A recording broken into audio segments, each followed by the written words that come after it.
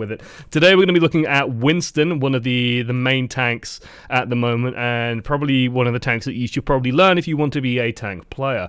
He is versatile, mobile, useful in many different situations, and generally pretty strong. So yeah, we're going to go with it.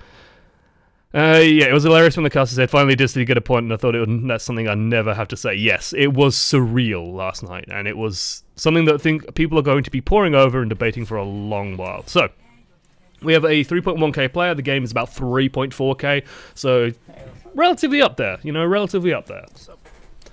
So this guy sent a message, a very fairly brief message, but hello Ohm, I've been stuck around 2.9 to 3.1k SR for quite a while, and I think I made quite a lot of mistakes in this match with my engagements, but there could be more, so this is why I want you to review it, and I hope it will benefit me and everyone who watches the video, so hey. So yeah, we're gonna go over it. I went over it very briefly, had a look at one or two things. There's one or two things that sort of I noticed. But yeah, should be good. Winston is an interesting hero, and I'm actually going to jump on something that was mentioned by Sea Surfer yesterday, which was, don't you swap off Winston when they're playing a Roadhog. But the thing with Winston is this, he has a lot of hard counters out there. There's a lot of things that really shut Winston down, Roadhog being one of them. Funnily enough, though, if you watch the way that pros play D.Va, there's a really cool pro tactic that I think I might just try and make a very short clip on, like a 2-minute thing on what I would call the D.Va spike, which is on Numbani. When you see Winston jump in, D.Va flies up and just spikes him away so that he doesn't actually go and land on the supports. It's a really cool little technique that just minimizes damage, changes positioning, that kind of stuff. But yeah, Winston is very, very sensitive to what the enemy team is running. But because Winston's so mobile, so agile, there's a lot of different ways you can actually play him. You can actually usually dodge around those things that are going to try and counter you. The big thing with Roadhogs is you just got to make sure you don't get hooked, and then make sure you don't end up in front of him without some kind of cooldown. A very, very nice start from the Junkrat. I imagine he just placed a trap by the door and just got a bunch of kills. This is pre-patch. Of course, the Junkrat instantly firing into the deflect. Fun fact, kids, if there's a Genji in this doorway, chances are he's going to be deflecting for a while, so just, hold your horses for a moment or two. But yeah, this is pre-patch as well, so this is on the the old version of Mercy and the old version of Junkrat. Otherwise, I'm fine with us starting in this position. The big thing with this position, and let's talk about why you're here. You're here just to get one or two quick picks, and just deny one or two little bits and pieces. So you expect the enemy to come up here, try and poke through. If there's no one here, then what will happen is they'll just run straight through and start harassing your backline, which is bad. As Winston, you just generally want to tickle something, and then you just want to run back, because you don't really want to get into an extended fight in this doorway when the enemy's just moving the payload, stuff like that. Mercy does a good job getting the res, so we're okay. So, important piece of information just happened, and we do respond to it. There's a Widowmaker, as you can see the bullet just traveling across here. We know where she is as well. She's over on the bridge. A little bit of spam going through, and we go for it. Actually, I didn't highlight the team lineup at the moment, but we can afford to do this because we do have a Roadhog, so there it is, nice. So because we have a Roadhog sort of holding the main area, and their team isn't, it's pretty divey, but it isn't going to, there's not much that we can do as Winston, really. We could shut down the Genji, but the Genji's dead, so we need something to go and deal with this, and the only person who can really deal with this is going to be us, so this sort of becomes our priority.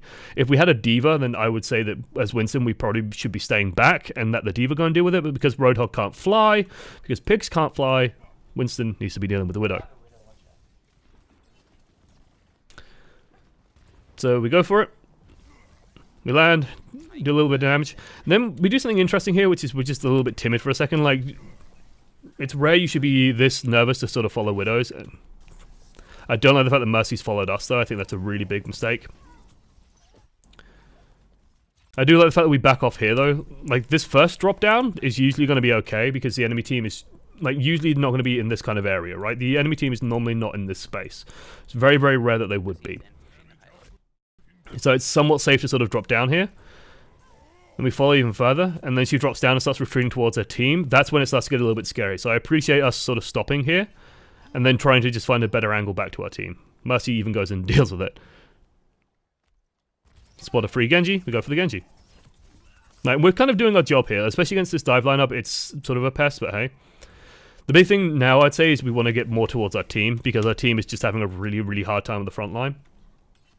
And so they just need a little bit of space to come sort of forward. So we want to be sort of moving forward, moving towards the payload as well, stalling the payload, and trying to do something there. We get a little bit caught too out in the open. as you can see, and we end up dying. So I say like the only thing here is we just get a little bit too greedy, just jumping into a big open space, which we can't really afford to do at the moment, and we need to be just moving a little bit more towards the payload, hiding behind it. We're going to have a tough time when we start dropping low, but yeah. It's kind of like the Mercy following also is very, very strange. Your Dragon Blade at the very least, put down the barrier, stay on the payload here. Don't like this decision at all.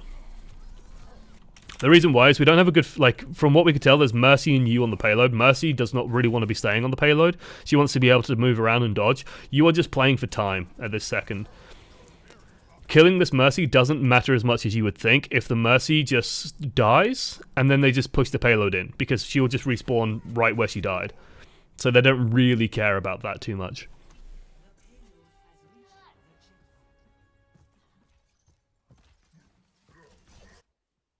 The ever difficult transition from first to second.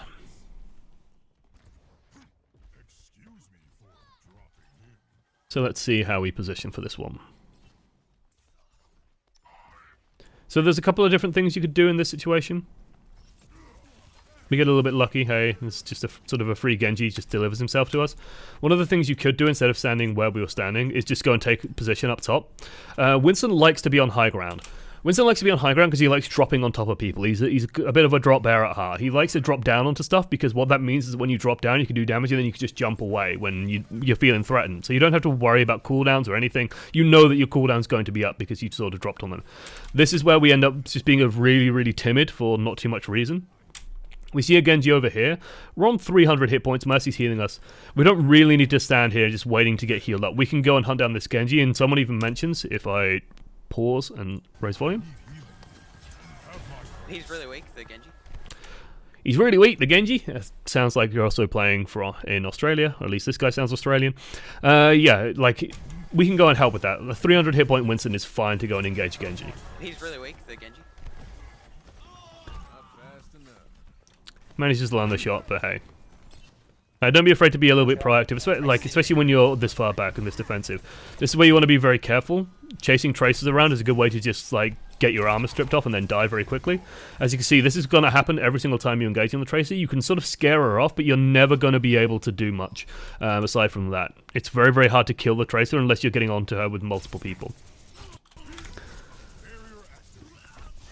And I mentioned earlier that like there's a number of different ways you can play the Winston. This is sort of a more ambushy style. This would be better if your team was playing a dive comp. I think the way that this team comp works, I'm not too sure. Adrius, you lunatic as well. I hope this helps to buy all the face paint needed to make you into a living zen, but then again drink and be merry smile. Thank you so much for that, Adrius. I'll tell you what I've become addicted to in the meantime. I've become addicted to a YouTube channel called How to Drink. It's a really good YouTube channel. He just mixes drinks and makes them. It's really cool. Yeah. We're just, like, I don't know. I don't like the fact that we sort of ended up in this awkward position from tracing this chaser. No, chasing this tracer. I think we should have just dropped back. We can afford to play aggressively because we do have this thing over here, which is very, very useful. But because of our team lineup, it's like it's McCree, it's Zen, it's stuff like that. It's not like a super aggro, high intensity dive. We should be playing a little bit more defensively. Dosh for Josh, damn right.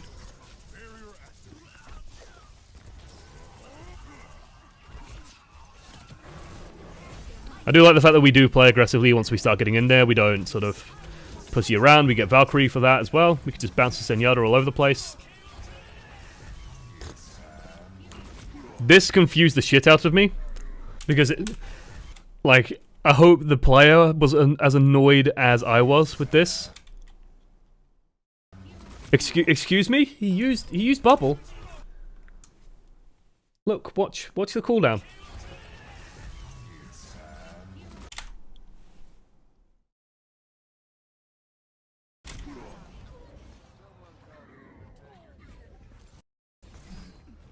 Lag, it's 86 ms, that shouldn't happen.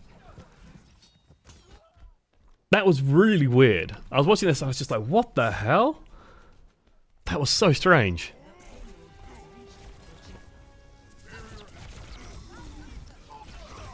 I like the fact that we're jumping back. I like the fact that we're jumping up to the bridge as well. It just gives Mercy somewhere safer to go. It isn't completely safe, as you can see. She still died, but it's safer. Just keep falling back. Ugh. She really wanted that kill. Favor the shooter? It wasn't in favor of the shooter, though, because he dropped it and then it, like, cancelled, and then he got killed. I don't know whether it was the slope or something like that. It was packet loss, or 7 never got the message. Maybe. It's really weird, though. So this is one of those hard moments when you're playing Winston, because someone on their team left. Just noticed this. This is one of those really, really difficult moments. It's very, very hard to know what to do in these situations when, like, the enemy team is just careening through and you know that, oh, well, I'm the tank. Well, I've got to get in there and got to do something. You just have to be a little bit patient, wait for a couple of respawns to come through. You could do one of two things at this moment. Maybe you could go and set up here instead, just to be on high ground and be ready to drop down on something if they start pushing through here. Or you just wait here and wait for a couple of people to sort of regroup. It's going to be, like, if you try and jump on this point, it's going to be just instantaneous death. The other thing we shouldn't do is just jump around in the middle here. Like, this is just asking to take a shitload of damage. See, now it works. There we go. Play carefully due to the Deadeye, because we never hear it go off. When you're playing Winston, you can usually peek a little bit more than this. At the point is just drop the bubble, get into cover so he can't see you.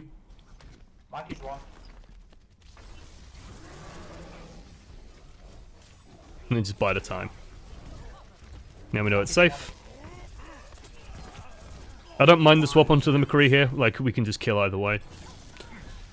And again, we just get a little bit too aggro on this Tracer on the retreat. Like, she's gone. Especially once that blink comes out here. Like, I like the fact that we did peel off at this moment. Whereas, like, the fact that she just had a blink there just means that, okay, yeah, she's gone. We can't keep chasing her. She has a faster run speed than us, and she has just blinks as well that are going to be coming online. This is what you want as Winston. It's just when everyone clumps in. Frame rate tanks a little bit. Luckily, it looks like the frame rate in game was okay. And hey, McCree gets his kill. Enemy team still has 5 people. Hopefully, this doesn't last.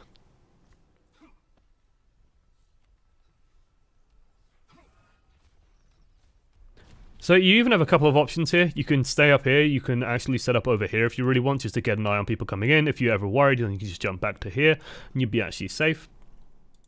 It's just more to sort of get scanning info. You can also just stay on the low ground, just keep peeking around the corner, and just to have a look at what's coming, so you know what to expect. But being up here is fine too.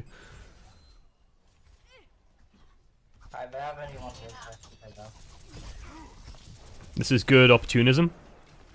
You could have probably chased that, actually. Like, we have Primal Rage, we can chase that a little bit. It's okay, they have Mercy and we don't. Oh, true.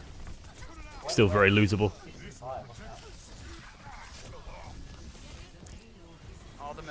We seem very confused in this point about what we're doing. So we're going to go over this again.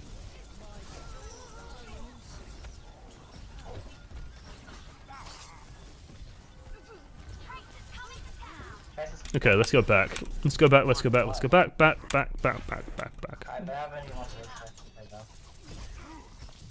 Okay, here we go.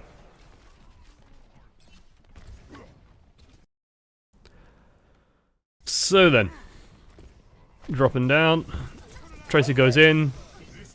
We don't chase the Tracer, which is good. We shouldn't be doing that. And then honestly, just layer damage on the Winston here. Like, you honestly, like, everyone else is shooting the Winston, you're fine just shooting him too. And then just transition to the Genji. Like, it looks like we're just looking for the Genji, so just get a little bit lost there. And then swapping onto the Mercy now is okay. Like, we're not going to be able to do too much to stop the Genji on the back line. Combined with the Winston. We can just try and do the same to theirs slightly.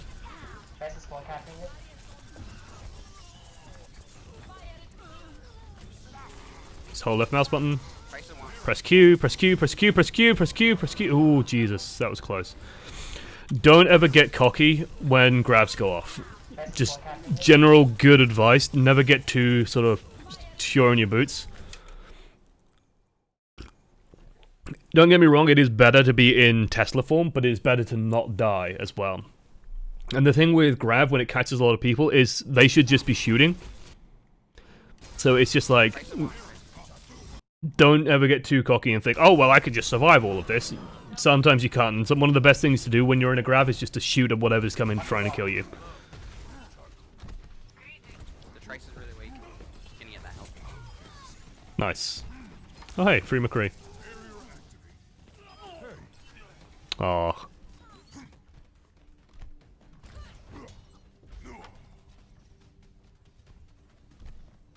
Okay.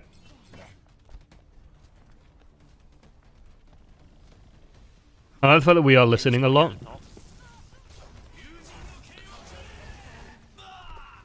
Wow. Wow. Doesn't he feel silly? Just the stick on this Mercy. Nice. Very nice. So, small thing that happened here. There's a good this is a good sign that this McCree has Deadeye. Like relatively minor detail, but there's no McCree in the world wants to go up here when he doesn't have Deadeye. When he has Deadeye, he would love to be up there because he doesn't have damage drop off anymore. But no McCree wants to be up in this position without the Deadeye. Get that Zen. Nice. Winston jumped off. Good. Good, good, good.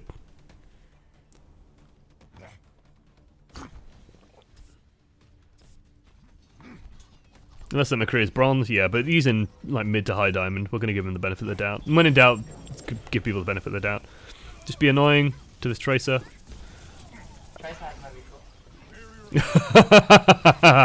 Oh god, the calls.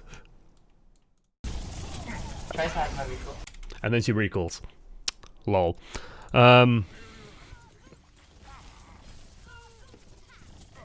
She fucked up a blink, so yeah, good. Oh, but all that hard work, instantaneously undone. Mercy's back. There's the Deadeye that we called earlier. They're just too grouped. They're back at 6 now.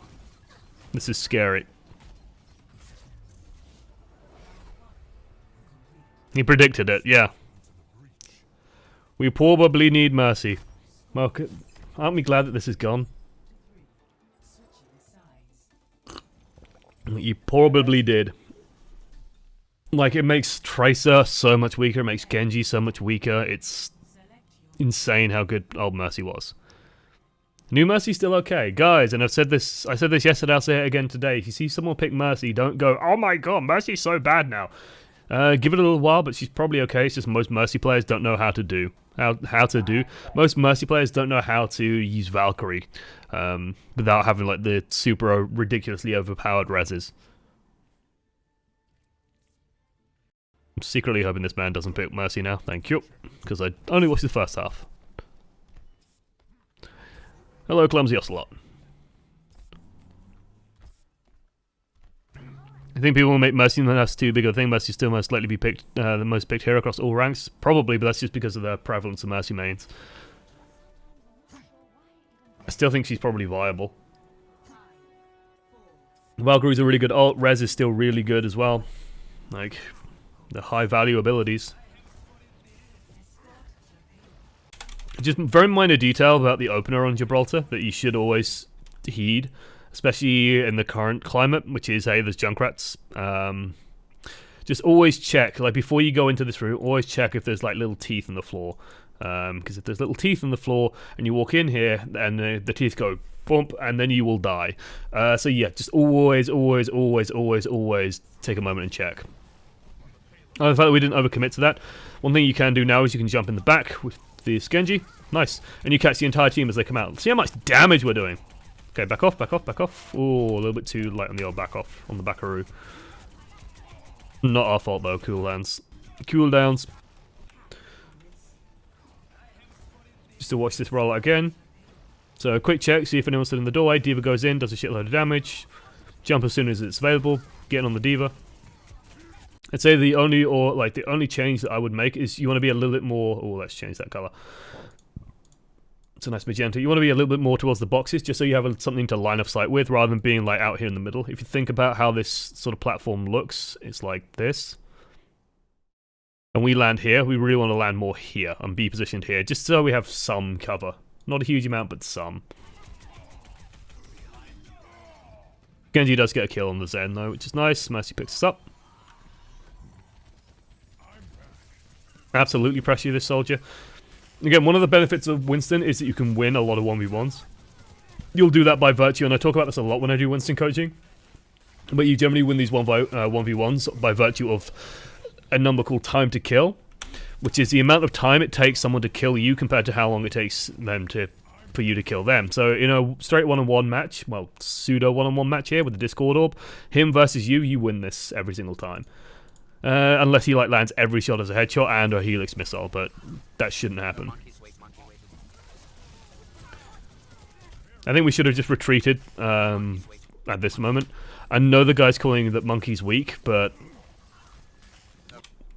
like we're okay at finishing stuff off, but we're not great, and suddenly it starts getting way more dangerous. And again, we do this thing where we just start pulling in and pulling away from safety.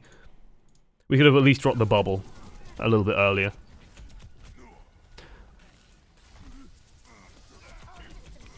Like the way that I'll sort of phrase this is when I coach Reinhardt, I talk a lot about like know where you're going to charge, know where the charge is going to end. With Winston, it's kind of the same. It's know where you're going to end up with this jump, and know where you know where you're going to be, and know what your plan is to get out as well. Whether you're going to have to just bubble and then jump out moments later, or whether you can just like drop down and use line of sight, stuff like that. You should have some sort of exit strategy in mind, no matter what you're doing. And it feels like we don't have those exit strategies. We're just kind of jumping and then getting stuck in positions where we can't really do much. Do not chase this. So, jumping in the air is fine. Oh, this sounds like a weird thing to say because the bomb stuck to us. It's still okay to jump sky high, like straight up, because it actually makes the follow-up for the Tracer really difficult. Tracer wants to sort of get in there and finish you off. Like, she's committed the bomb to you, she wants to kill the tank. But the worst thing to do now would be to re-engage. Tracer deals I think it's 240 damage per second. That's not including headshots. She can easily out DPS Mercy's healing.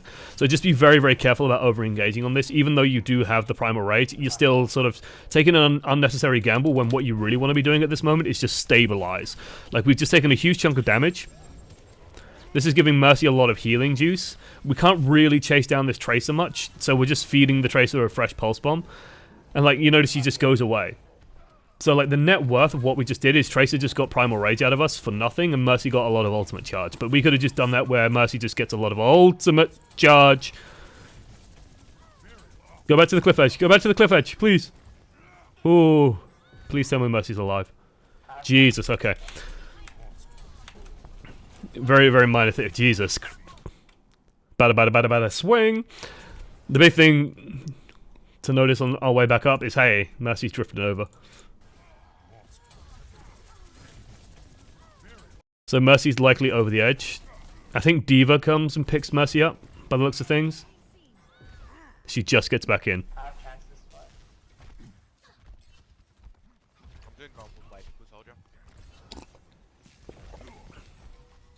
This is good pressure. This is less good pressure. It sounds like a weird thing to say. What you're doing with this jump is you're pushing your soldier back, and now you're taking ground. Okay, we've just taken some space. This soldier should know that you've just used your jump, and so you don't have super high mobility. So he's just going to sprint off, and then by just running out here, like, we're going to run forward, and then what are we going to do? What do we do next? And so, like, we have 2 seconds left on our cooldown. There's nothing wrong with just stopping for a second or two there, and then dropping down when we have jump available to us, rather than just dropping down when we have nothing. And so if they suddenly, like if Zenyatta just suddenly lands a bunch of headshots and something happens, D.Va engages on us, we have still options. This is just lol. Unfortunate. The only thing to mention here, don't be afraid to just sidestep to the left and pick this up. And then always respect Zenyatta's, because they do that. Team should be okay. Hey, Mercy is a balanced hero. Nice. Okay. As Winston, you are one of the few heroes that should be moving ahead. So I know that most of the team just ran through here. You should also be doing so. The reason why is you can take up ground on top of the shuttle. And you are very powerful if you are up there already and the enemy team is not. So, bit of a shame we bopped our head on the door. be a little bit more patient. Leave her, leave. But you would be fine jumping on top of the shuttle. The reason why is you'll just deny it from the enemy team as well. So we should just be jumping up there now, and you'll also get to see what they're doing, where they're positioning, how they're, like, whatever they're up to. You'd be able to harass this soldier, for example, relatively safely, because you can just sort of poke over the edges and just tickle down. Like, it's a very, very powerful position. And then if they do start chasing you, well, you just jump away. Like, you're okay. It's a pretty safe thing to do.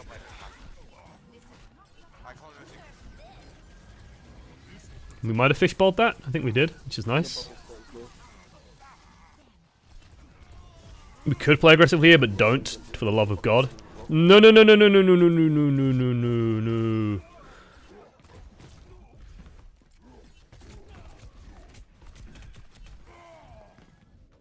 So that did two very bad things. First and foremost, we wasted our ultimate because, like, enough people have already died. You're not coming back from this one. It's kind of done.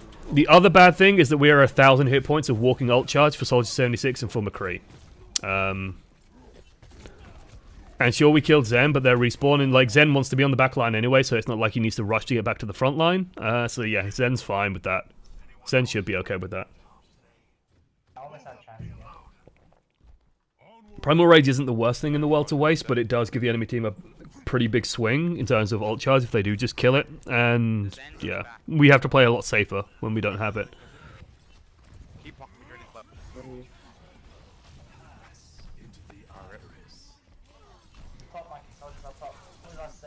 Just a weird small tip that I think this occurred to me when I was first watching it. Something I noticed him doing. I think it was just during, like, towards the end of the first half, which is that he started, like, attacking.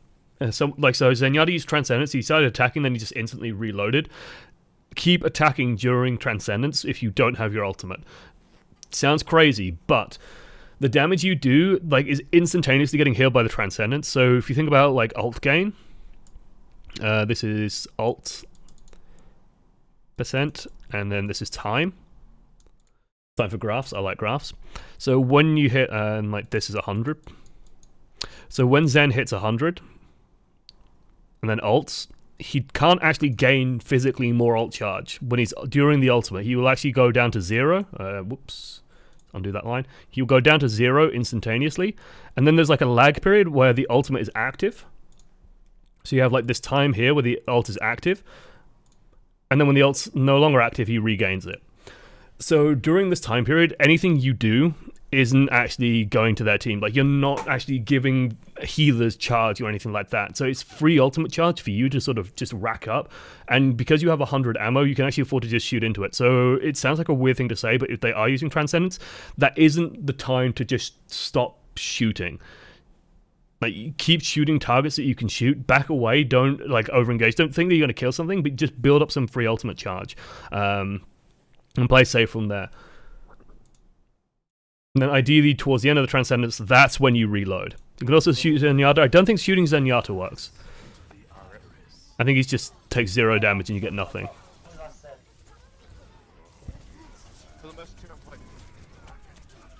This is correct behavior in a dive comp. So one of the cool things about Transcendence, and this is, like, if dive does become meta, this is just really useful advice. The big thing with Transcendence is it's like... Oh god, I almost just choked on my own phlegm. Transcendence is, hey guys, guess where Zenyatta is? Zenyatta is right here. Look, this is Zenyatta. Zenyatta, hey, have you seen where Zen is? Zen is right here. There's no doubt about it. He is here. Zen! Like, you know exactly where he is at all times because he's got the big frigging glow. So when you're playing dive, when you wait for the Transcendence to run out, you know exactly where the Zenyatta's gone. Just go and kill him. It's very, very nice. The issue that you face with this is that our team comp isn't dive, necessarily. It's so, I don't know what a team comp is. It's like half and half. It's viable. It's just an interesting comp. It's like career dive. Pseudo career dive. No, he used it. So I used every ult.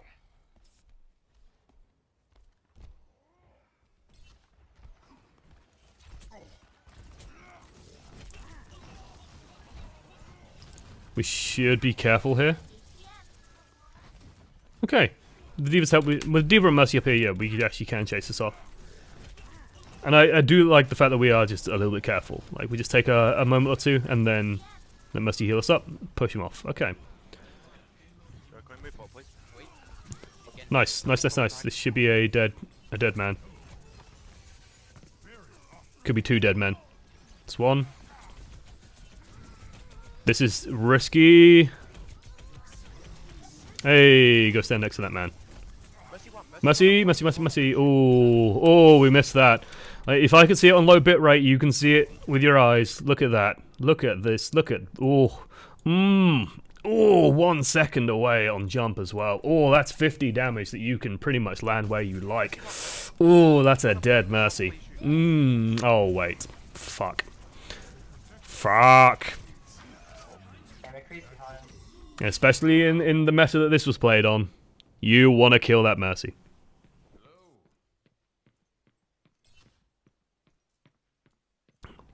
That's punchable. That isn't quite punchable, actually, because it had a orb. So by the time you get there, like, I think just the landing would do it, but if you just ran up and punched, I think the healing from the orb would have ticked over.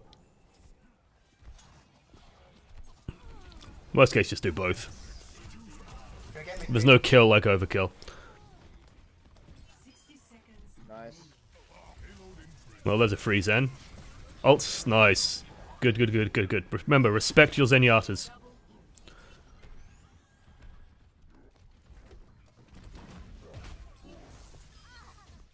Nice.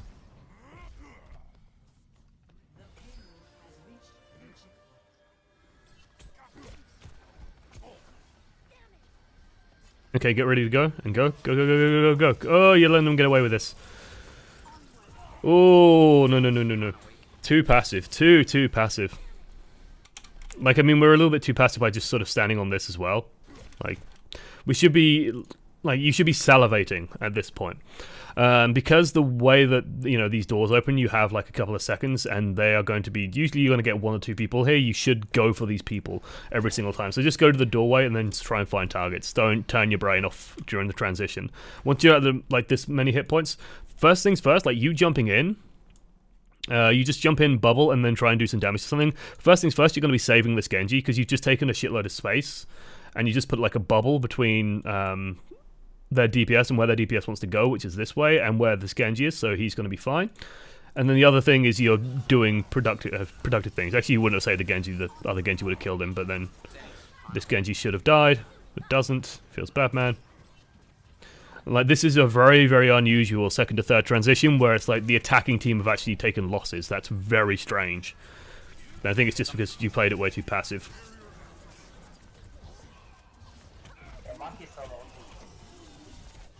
Okay, you're okay just dying here. That's fine. Leave Dragon Blade for that. Oh, there's a misclick. There's a feels bad, man.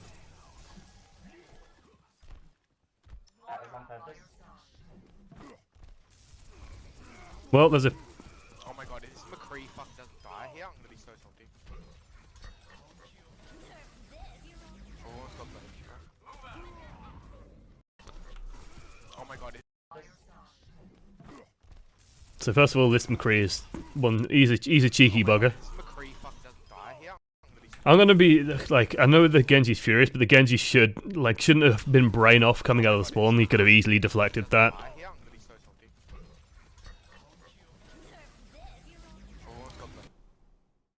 This is like the reason we die here is we just come too far around the corner. Again, always respect. Just be respectful. Like, there's no reason why you can't just drop the bubble here. Like, well, right where we're standing now. That's fine. Because the amount of times this will happen to Winston's is actually pretty high. Where you go a little bit too deep just to try and like get a perfect bubble over the Diva Bomb, you don't really need to.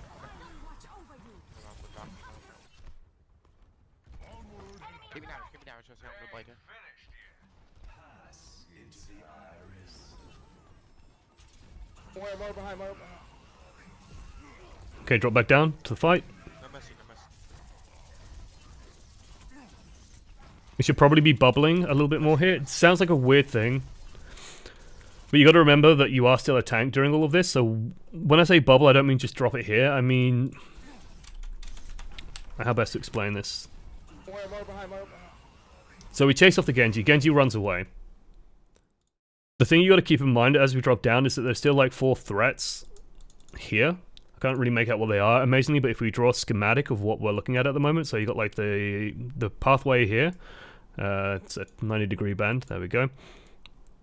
Like that. And so if we put in sort of where the enemy team is, it's like here, here, here, here. Genji's somewhat like over here. And then we have our team, which is like, you know, in this space. And so when we're dropping down here, we're not actually looking to get like a shitload of kills. Like Winston isn't a killer. He's not like a murder machine. So what you want to be doing is you want to just be dropping down.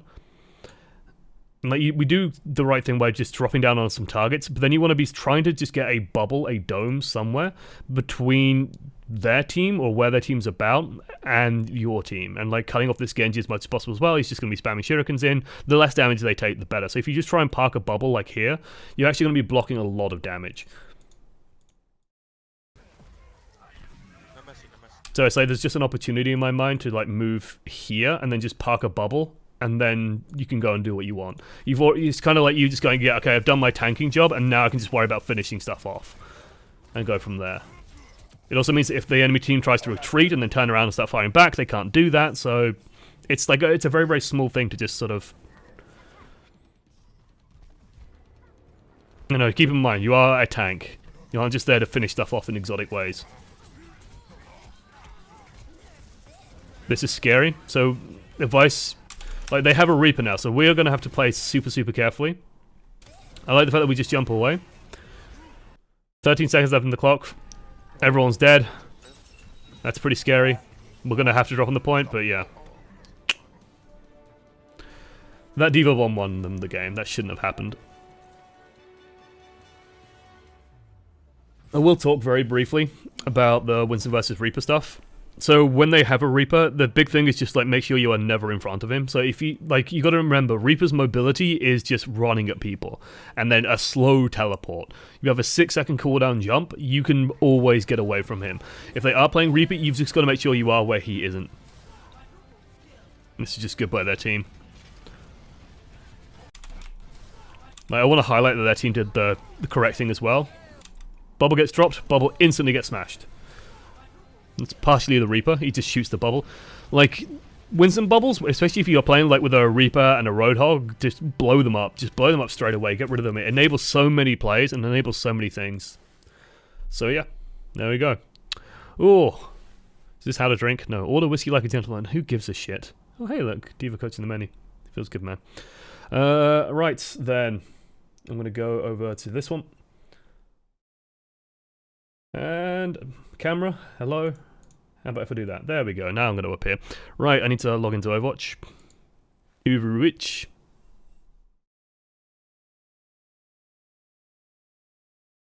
I countered EMP today with a hook. What, did you cancel her during the animation? I imagine she lost it in that case. Which must have been nice. Anyway, now's a good time to start asking questions. So if you have questions in the chat about Winston, tanking, watch points Gibraltar, all that kind of stuff. Thank you, Triple X Kanoa, Triple X as well. There we go. If I go, oh no, I don't want to have Discord overlay. Piss off, piss off, piss off. Wrong one. There we go. Oh god. Ooh, Hanzo. Go away. What do I want to be? I want to be in options. Turn it down. Sound. That's 5 ohm hypes as well, if you're counting. Is the tank meta back? I don't know. It's been like 2 days. Give it time. It could be. But to me, like, the tank meta might have solutions where, like, you know, someone mentioned earlier, people want to play. Go away. People want to play stuff like, you know, triple tank plus Junkrat. Well, if their team's playing that, you can just play fire and just like rain death from above on them non-stop. The old like triple tank comps tended to use some form of hit scan just to enable what they could do. The other thing is like what I'm hoping to see is like they could buff the Anonade somehow, and if they buff the Anonade, that could actually cancel triple tank. It sounds weird, but if you make the anti-heal easier to land, it will screw with triple tank immensely. Emotes. do the twist. Nice. Of course, how they would do that buff, I don't know. If they made it ignore defense matrix, oh shit, that would be amazing. Hey, Raija as well, Half 6 a year months. enjoying your commentary and analysis. Thanks for entertain, Omi. You are welcome. Omi indeed. You are welcome for the entertain. It's appreciated. Thank you so much. Right, let's see. Let's go. Yeah, she came out stealth and I just hooked her. It was beautiful. Nice. Nice. How best do you create space and what tanks are best to take space off the enemy? So, this is sort of like the core of a tank, and this is why when Ryan mentioned yesterday, I think, when we were playing, or someone mentioned, I think Miska mentioned it, it's like, oh, Roadhog's not a tank. Roadhog kind of is a tank in my mind because he does exactly that. He creates space, and space is what tanks are all about. Tanks are all about sort of zoning space, creation, letting your team push into spaces. Roadhog does it a little bit differently and does it in kind of a DPS flavor, but it's still creating space. The best tanks for taking space, Winston's definitely up there. Winston's among them. He's very, very good at very, very aggro ways of gaining ground. The way that I'm going to actually explain this, I'm going to load up a map. Not the map that we were just on, but one of my favorite maps, which is going to be play, browser, create, settings, maps, none. Wait. I'm going to need to, discard presets. If I set it to, if I set it to elimination. Maps. Welcome to There we Overwatch, go. Monsilly. Non-Lijiang Garden. Will be slightly different because it's during the day, but hey. And thank you for the sub, Technoviking, 3 months. Hey, that's 3 hypes as well. Beautiful. Welcome to the lovely daytime version of the map. Still functions, still works for my purposes. My porpoises, slightly. It looks weird seeing the grass being green. It's slightly strange. Right, let's zoom all the way up. Let's hide the UI. Let's go. So, one of the things you'll see on this map a lot is there's a lot of different ways to open up with Winston on Lijiang Tao. So it's a really good demonstration of how it works with the Winstons. I need to hide that and then bring this up. There we go. Sorry, I had Overwatch overlaying on top of everything. Okay. So there's a lot of different ways that Winston can sort of contest this space. Like the first push for any team sort of comes out here usually, and then something will happen. Like things happen here, right? And it's like, how do you determine what you're doing? Well, there's a number of different ways to do stuff. If you have a Lucio, you can actually usually just run, like especially with current meta, you can usually just run to here and try and take control of this thing. But you usually have 2 choices of where to jump to as Winston. You'll either jump to the middle or you can jump to like here and start taking space super aggressively. The safe play is to go here and just take this space because you have a little bit of cover and it means that you are literally taking space. You are literally taking, like drawing a line in the sand, putting a bubble up, and it means your team can push in and either go towards point or they can push in and go towards the building. Either way is fine. The worst thing they can do is just like, you could try and like stand here and then use this for line of sight, but like the worst thing to do is just to stay here. The idea is that they will be pushing out to somewhere. If you try and take all of the space, this is usually what you'll be doing if you're playing like a dive comp, or if you have like a pharmacy and they don't, is you can try and take all of the space and just go really, really hard on them because the backline will usually still be situated in like this spot. Then you can usually just put a lot of pressure on them. The idea is you just dive super hard. You know that your team's going to try and find a target and kill it super quick. The thing to do is, like, if your team has like a Soldier 76, you probably want to be like Soldier 76, McCree, that kind of stuff. You can play from here and just play like a more of a pokey battle. If you have more of a dive and aggressive team, you can take the space all the way up here. But the big idea is that you are taking ground. Tanks that are very good at it is like Winston. Roadhog is actually pretty good at taking ground because if you can move into the space, everyone kind of has to respect Roadhog. If they don't have like barriers and stuff to block you off, they have to fall back, because if they don't, then they're going to get hooked and killed by everyone. So you have to kind of respect Roadhog. Reinhardt's okay at it. Orisa is terrible at it.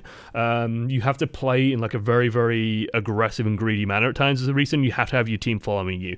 So like if you're playing Orisa in this instance, you could, like, what I would say if you're playing Orisa is you just put the barrier here and then you try and take this space like that. The worst thing to do would be to try and put the barrier all the way here. Like, Orisa would never be able to do this, of taking the barrier all the way to here, because the enemy team would just push through and just go straight through it. There's no way that you can cover this ground. So you can't be that greedy, but you could be greedy enough where you can just take this, or you can even take this, or you could just try and like put it there, and then you can start pushing into this. So there's like a limit on how far Orisa can go, and that limit is like where you can get compared to where the enemy team can get. Same thing happens on like Temple of Anubis. If you think about Temple of Anubis and the bridge, like trying to launch a barrier all the way onto the point and then trying to run to it, the enemy team just walks forward and kills you as you cross the bridge. So you've got to be like semi-reserved, I suppose.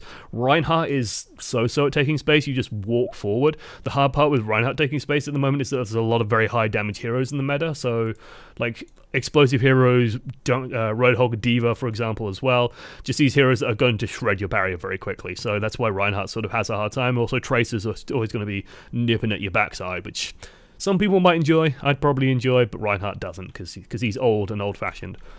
Anyway, hopefully that answers that question. Hero Gatharea, Winstonio, emotes twist. Let's bring you back, chat. You probably couldn't see the chat before. There we go. If the Yeti is Winston in a Yeti costume in the Overwatch universe, and the recording of the Yeti in our universe is seen to be a man in a Yeti costume, is it possible that Winston is actually just a man in a monkey costume? I would say it's impossible because we know how Winston was born. We have data on Winston, and surely a man in a monkey costume has to come out of the monkey costume at some point. I mean, gorilla costume technically as well. So I imagine he's just... I've never seen a human. He could be a cyborg, maybe. Could be an Omnic, just hidden away inside. I don't know. I don't think so. I think Winston is just super gorilla. Isn't the tank meta map dependent? Not really. It's also hero dependent. So like if like a pharmacy meta comes in, then suddenly you're going to see a lot less Roadhogs, a lot more Divas. Like it's down a lot to the heroes getting played. Junkrat, for example, is very punishing for a Reinhardt to play against, but very good for a Orisa to play against. So it's kind of like an awkward thing of like, man, you've just got to sort of figure out what tanks are strong at the moment and then try and learn those. And it kind of is the same as the support meta, where it's like, what is being played a lot? Okay, then we try and play around that, and we try and sort of develop around that, and try and just suit what your team comp is trying to achieve, and that's also going to affect how you play as well. So, for example, if you're playing Winston, but you have a very pokey team, stuff like Soldier, like some pharmacies, like if you have Soldier Farah, then you could probably play more of a poke style. So you're going to want to be less aggressive overall. That kind of stuff. Well, if you're playing Genji Tracer, you want to be going balls deep. It's all that kind of stuff. Go from Plat to Master. Yesterday we're playing Tracer and Soldier. Nice. Soldier's always a good way to do it. Always a good way to do it. Tracer's trickier, as I've learned, much to my chagrin, but Soldier is always reliable. That's also a really big climb. Holy moly. Like NNA go through teammates. That would be nice, but sometimes you want to just hit the teammate with it, so it's kind of tricky. Did you make that hat from Harry Potter's cape? No, it's just because it's a grey, it's a grey colour, and the green screen in the more OBS-y, the newer version of OBS isn't as good as my old one, so that's annoying. Best voice lines to spam when jumping in as Winston? The laugh. The reason why is because you can just where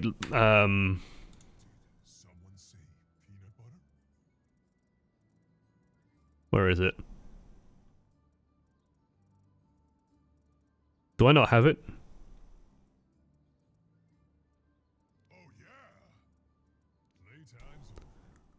Where's the laugh? I can't see the laugh.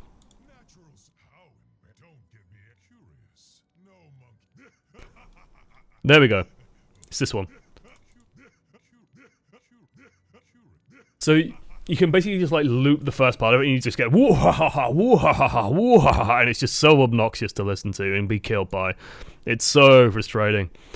So yeah, as Roadhog, should I body block my team from damage by going in front of them and using the breather? Only on retreat, only in specific instances, it's okay to do. Finding when that's a good idea and when that's not a good idea. It's not a good idea to just do that for no reason. You've got to have some kind of purpose to it. And the reason why I say that is you don't want to just be blocking damage willy-nilly, because you are literally just giving ultimate charge to the enemy team and not getting anything for it. Because you're easier to hit than, say, a Mercy or a Zenyatta. You're a bigger target, and even though you're taking half damage, you're probably taking still a lot more damage overall, because everyone's just going to shoot at you. So what you want to be doing is thinking about moments where it's like, if it's a Junkrat spamming in and everyone's retreating, you probably want to be at the back and just like absorbing the last couple of shots just before you go around the corner. You know that you're safe and you know you're going to be healed up. If like someone gets hooked, don't be afraid to just like run in front of stuff. Same with when you're playing Winston. Like body blocking various bits and pieces of high damage potential is always going to be useful. What you shouldn't do is just stand in front of people willy-nilly and just eat Soldier 76 bullets all day, because yeah, or like a McCree's bullets all day. If you know that someone is also low, then it's fine just to body block and to protect them. But again, just be a little bit careful with it, because there is a trade-off to it, and it does leave you vulnerable as well to stuff like hooks, flashbangs as well. So just be a little bit cautious when doing it, but yes, you should be doing that. Just as a tank as well, you just have a lot more hit points. So if someone does 200 hit points of damage, then hey, you're going to survive it. Mercy or Zenyatta wouldn't, so hey, that's good for you. I bought the Spitfire and a skin in celebration of them absolutely destroying Soul Dynasty. Yes, yes. They look so good. Winston and McCree both seem to have this issue where if the compositions both at the enemy and a line are super powerful, but if they miss a line, you are better swapping. True. Winston less so. Like the instance where I'd say like Winston is super bad is if they're running like Roadhog and Reaper. You're gonna have a really hard time just doing anything, like, because you have to now two things to be constantly avoiding. That's gonna shut you down in a really big way, and you should probably be thinking about maybe swapping to a Rita or something just to try and survive. And that, and in general, like just being at long range will work a lot better against that team comp. The other thing is, like, Winston's still viable in a lot of team comps, and I think there's sort of this myth of like, oh well, they have Reaper, but they, like, let's say they have Reaper, Reinhardt, and Diva. You could still probably play around that as Winston. It'll be difficult, but you can still play around it. You just have to be very, very careful. You just got to make sure that when you jump in, you don't jump to anywhere Reaper is, because if you do, he's just going to kill you, and then just go from there. McCree's also like an iffy one, because I think McCree's actually going to be pretty strong in this meta. We'll see. But I wouldn't just count him out just because, oh, well, the enemy team is running, like, Diva Reinhardt, I shouldn't run McCree. I think you're still okay running the McCree. It's just a matter of finding ways to punish stuff. The issue McCree faces is that Soldier has just got more utility and more survivability overall, so he's just more useful. You can't, like, they both compete for the same slot in the team usually. But because the Soldier 76 has so much healing, mobility, and can heal other people and support other people while still doing a lot of damage, and has a better ultimate, it's like, yeah, Soldier's just a better pick normally. McCree has his place though, like burst damage is super good, super useful, and in terms of just straight shooting, McCree is better, which he kind of needs to be. Once you do melee as Winston, I know it increases his DPS slightly if you actually hit, but it decreases if you miss. So in general, like, you can use your melee just before you go into a reload, just to get that little bit of extra 20 damage out. You can also do it just before you land. So as you're coming in the air, if you melee just as you land, you basically hit the melee and then you will cancel it when you land, so you do 70 damage instead of 50. So it gives you a little bit of extra burst damage. The thing not to do, like, don't do this where you're just like holding left mouse button and mashing melee. I don't think that actually does more damage. You can actually try and find out. So if I go into training, because sometimes I'll see people doing this and it drives me crazy. Now you make the ammo go further, which is nice, but I think it reduces your time to kill, which is a very important statistic. So what I want to do is get this training bot.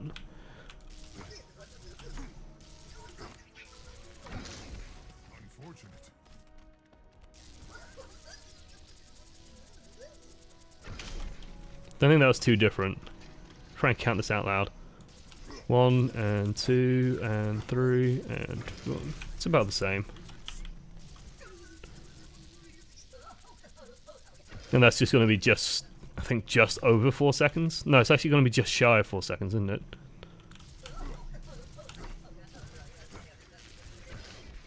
I especially think if you miss one of those shots, it's just not worth it, and you lose the cleave damage as well. So it just seems like an over complication. The big thing to try and learn that I haven't really spent much time practicing, so I'm probably going to flab it, is like trying to land that, so that you get that you see that extra damage. That's what you really want.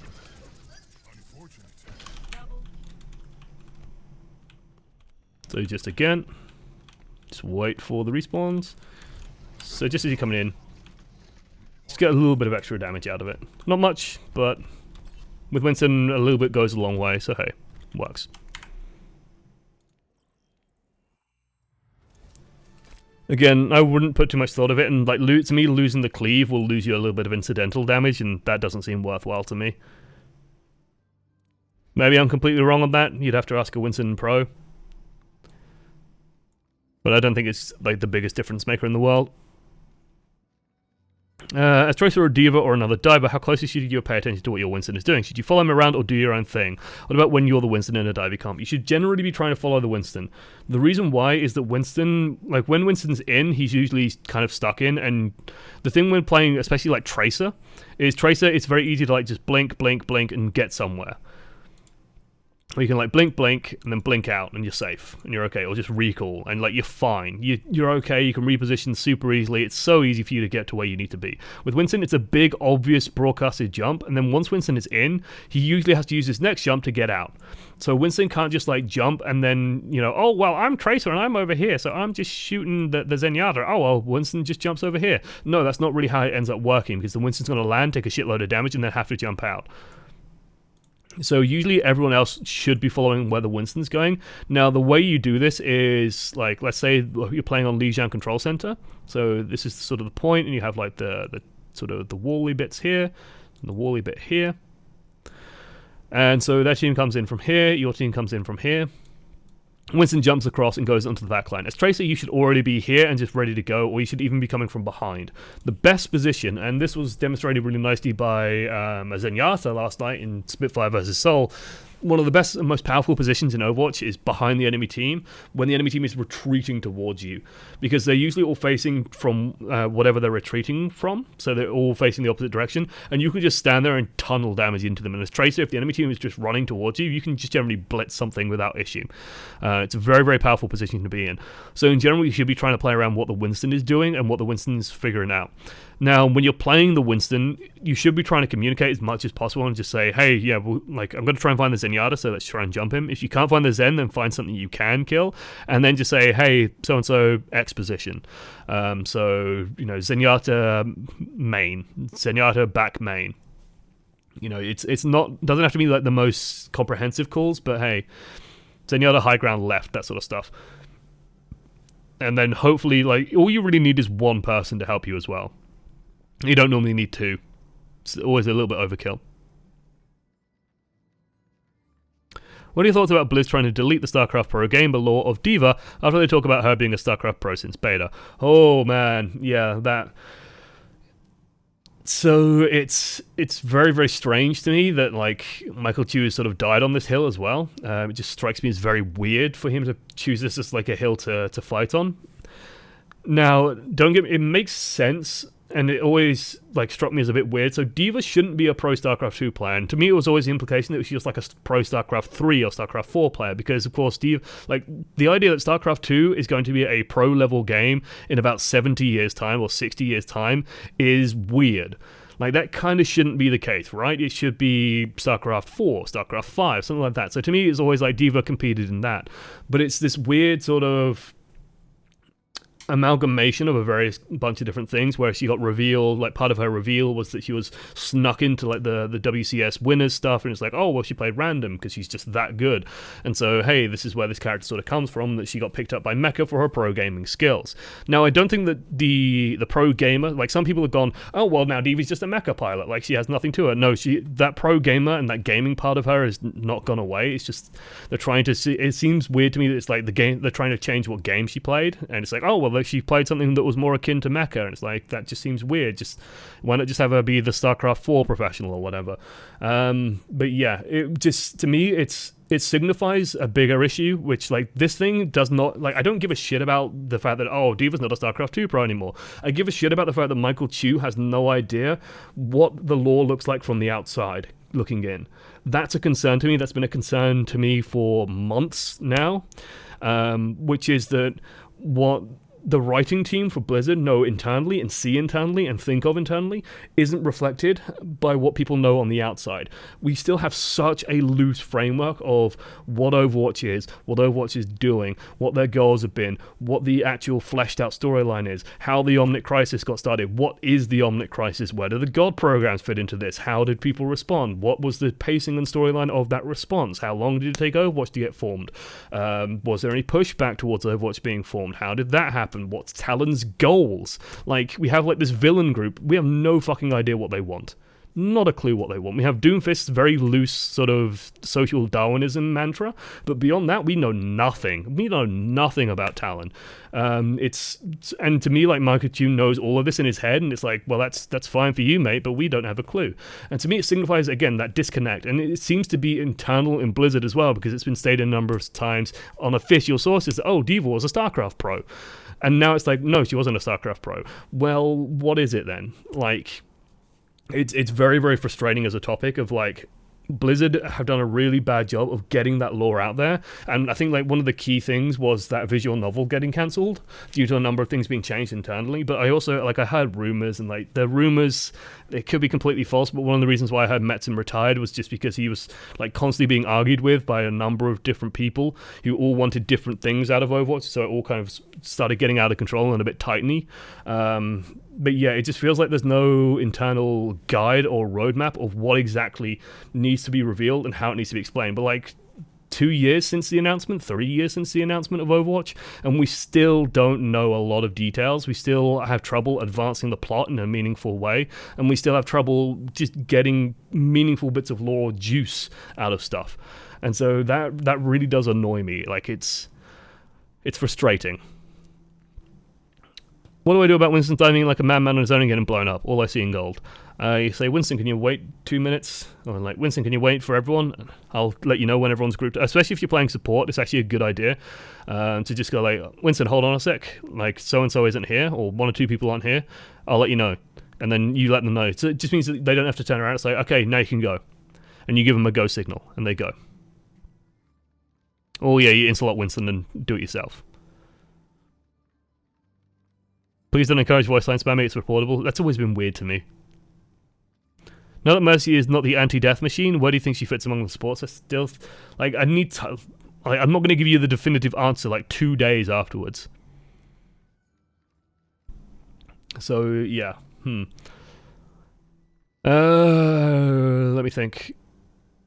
So, yeah, Winston's just okay. Mercy's just okay now. She isn't just like the be-all and end-all. I think Rez is still extremely powerful and it's still extremely good. You can definitely still play with Mercies. And I think that her healing output is great. I think Valkyrie is still a very strong ultimate. It's very survivable. The big thing that you've got to remember is just to use fucking Valkyrie. People don't use it. It drives me insane. It's like you have Mercies now holding on to it for like 3 fights because they have no idea how to use Valkyrie. They don't know what they're doing with it. And so it's like you use Valkyrie when you're engaging or when the enemy team is engaging. And if you're in a little bit of trouble, you can Valkyrie and just be completely safe. Not completely safe, like you're a little bit more vulnerable than you were before, but you're still a lot safer. And so you can just play a little bit safe, heal your team, re-engage. It's okay. It's fine. Like, it's a good ultimate. It's a very, very good ultimate. It lasts a very long time. It gives you a lot of power. It's okay.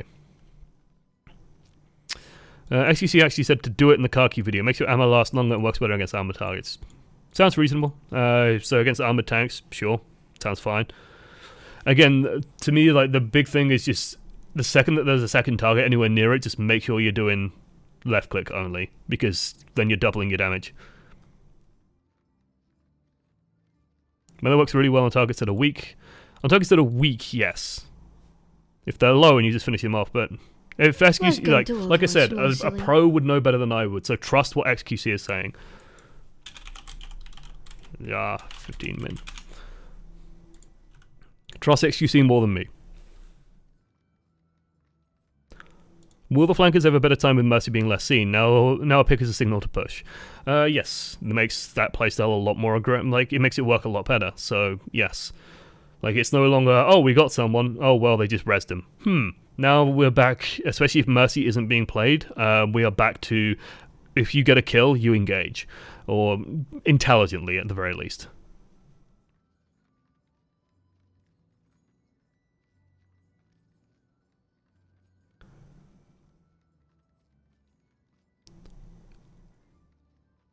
Overwatch lore is nice, but it seems like they don't have an idea of how they're. It's like from an MMO, like especially a PvP genre. Imagine like as someone who used to DM a lot of D&D and stuff. Like imagine trying to set something in the Overwatch world, and imagine how many things you would have to fill in yourself. Imagine how many bits and pieces that you would have to try and fill in, yourself just for how the world functions, how the world is, how the world works, and all that kind of stuff.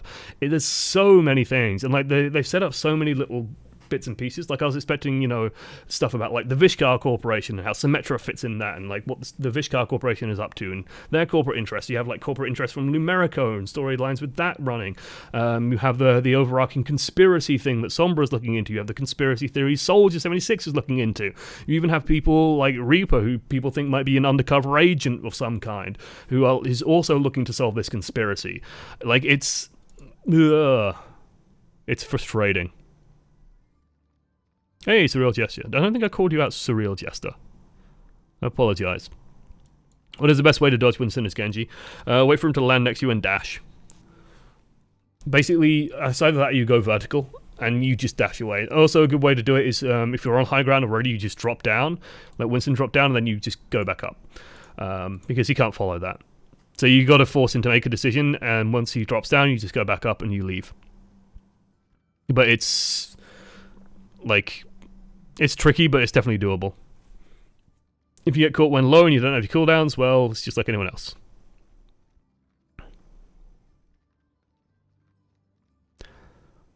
By the way, the thing that made me most angry was Blizzard cancelling StarCraft Ghost, because I really like stealth games and Nova. It would be such a great game. Well, apparently it wasn't going to be. Like, I'm fine with them cancelling StarCraft Ghost. Hey. Hello again, friend. Owned.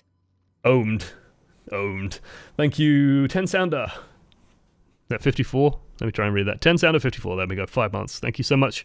It's beautiful. Yes, hello, friend. Like StarCraft Ghost, if it was going to be a bad game, it was going to be a bad game. And like, I don't think they had a good idea of where they wanted to go with it. I think they wanted it to be a stealth game, but then it's like more actiony games were selling better at that time, so it was getting pushed to be more actiony. And then they just turned into like a hot mess. It would have been cool, but hey, I mean, Nova still got back into the game, so yeah. What do you think will break up the Moira Meatball quad tank Moira Lucio? Thoughts on defeating it? Stuff like Junkrat will do it, Reaper will do it. Like if it does start to go in vogue, you'll just see more comps blindly running Junkrat Reaper and going from there.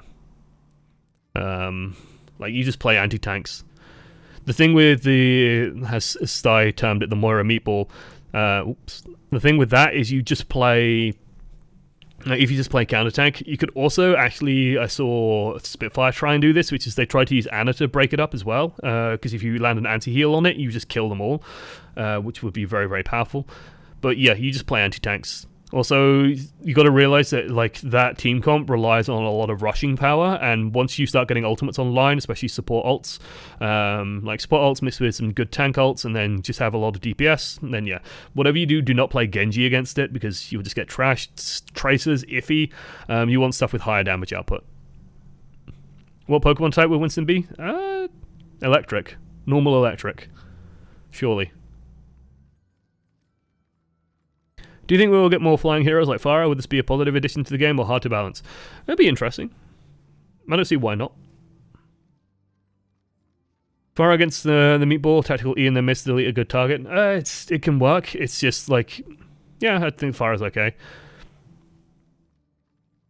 But you could even run Pharah Junkrat and just try and blow them up. The thing with that would be you would be doing a lot of damage and you just get ults very quickly. The thing with the Meatball is you just got to smash it, like high damage, as much as possible. Otherwise, yeah, thank you, Arcathor. And as for Arcathor's question, yeah, it'll be. I wouldn't say it's necessarily hard to balance, but yeah, normal fighting. Maybe it's just fighting electric. That would actually work as well. It'd be an interesting type mix. They don't really have much overlap. You'd be good against flying at least, so it kind of eliminates one of fighting's weaknesses. Anyway. Thank you for watching to the end. I've been Josh, on OneAmongstMany. If you do want to get your footage coached, it's on the screen. It's in the description as well. If you're watching on YouTube, just send it into oamreviews@gmail.com. If you are a sub, mention that in the title. Otherwise, include the hero name, the rank in the title, plus a video of your game footage, and a little description about why you sent that one in, just to help sort of guide the coaching a little bit. Otherwise, yeah, definitely come by and watch it live as well. 10 o'clock on Fridays and Saturdays is when we do these, and I have a blast doing them. Come by, watch it, ask questions. It's all good times. It's all good fun. Otherwise, yeah, thank you for watching to the end of Coaching the Many. I'm going to be playing some Overwatch with Ryan, and yeah, we're probably going to lose more SR, so that's going to be fun. Yay! At least we don't have to put up with Mercy anymore. I'm so happy about that. Otherwise, yeah, I'll see you guys next time. Bye!